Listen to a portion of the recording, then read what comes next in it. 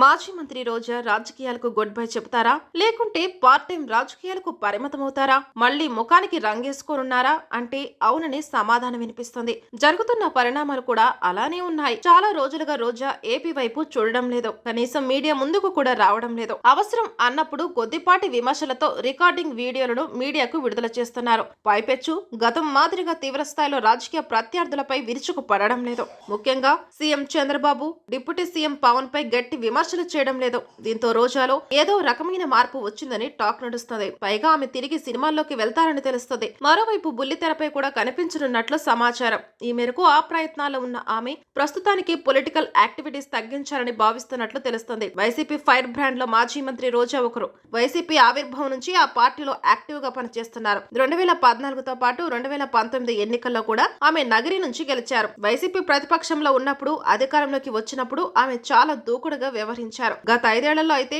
అప్పటి ప్రతిపక్ష నేత చంద్రబాబు, లోకేష్, జనసేన అధినేత పవన్ కళ్యాణ్ ను టార్గెట్ చేసుకుని మాట్లాడేవారు. అప్పట్లో ఆమెకు వైసీపీ అధినాయకత్వం నుంచి పూర్తిగా స్వేచ్ఛ దొరకడంతో ఓ రేంజ్ లో రెచ్చిపోయేవారు. దాదాపు 5 ఏళ్లు కూటమి పార్టీలోని నేతలందరినీ ముప్పు తిప్పలు పెట్టగలిగారు రోజా. అయితే ఈ ఎన్నికల్లో ఘోర పరాజయంతో పత్తా లేకుండా పోయారు. కనీసం సొంత నియోజకవర్గ నగరికి కూడా అందుబాటులో లేకుండా పోవడం విశేషం. అయితే ప్రస్తుతం చెన్నైలో ఆమె నివాసం ఉంటున్నారు. అయితే గత ప్రభుత్వ హయాంలో మంత్రిగా వ్యవహరించిన రోజాపై ఇప్పుడు ఒక్కో కేసు నమోదవుతూ వస్తుంది. అప్పట్లో తాను నిర్వహించిన క్రీడల శాఖకు సంబంధించి చాలా రకాల అవకతవకలు జరిగినట్లు ఆరోపణలు ఉన్నాయి. దీనిపై విజిలెన్స్ విచారణ సైతం కొనసాగుతుంది. ఆమె సైలెంట్ కావడానికి కేసులే కారణమని తెలుస్తుంది. అందుకే కొద్ది రోజులు పొలిటికల్ లైఫ్ కు గుడ్ బై చెప్పి మేకప్ వేసుకోవాలని రోజా భావిస్తున్నట్లు సమాచారం. తమిళంలో సైతం సినిమాలతో పాటు బుల్లితెరలో నటించేందుకు రోజా అన్ని ఏర్పాట్లు చేసుకున్నట్లు సమాచారం. అయితే ఇప్పటికే మంచి పాత్రలు వస్తే నటించేందుకు సిద్ధంగా ఉన్నారని రోజా సంకేతాలు పంపారు. అదే సమయంలో పొలిటికల్ యాక్టివిటీస్ తగ్గించారు.